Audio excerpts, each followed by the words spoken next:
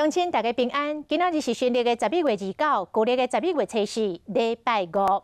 后来这个中风有黄金的救援时间，只要马上送病院，就还阁有救。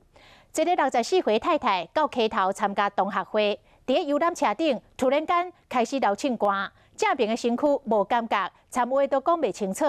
游览车的司机有知觉，随甲车驶去病院，医生诊断是脑中风，马上就处理了。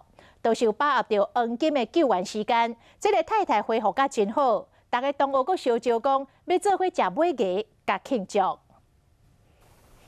游览车开到病院门口，黄色护理人被人送入去急诊室，同学拢伫伫边仔，心切紧张甲流目屎。医师诊断护理人是脑中风，好佳在及时治疗，复原的状况非常好。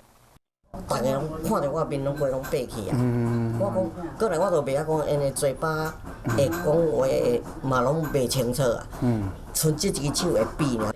黄姓护理人的手，也阁有看到急救的时阵注射的针孔，伊非常同感甲国小同学要去溪头参加同学会，结果伫游览车感觉这正边的机体无力，连话拢讲袂清楚，司机感觉唔对，马上将游览车开到病院急诊。因为我老公在台北赶高铁下来。 他听到了都手脚都软了。医师紧急为护理人做核酸的样解剂，因为把握脑中风5点钟黄金治疗时间，护理人会当讲完全恢复。医师表示，民众若是发现这面部表情唔对，讲话袂清楚，单侧的机体无力，就要警觉可能是中风的症状。因为并不是所有病院拢有提供24小时脑中风治疗，这时阵爱马上联络119。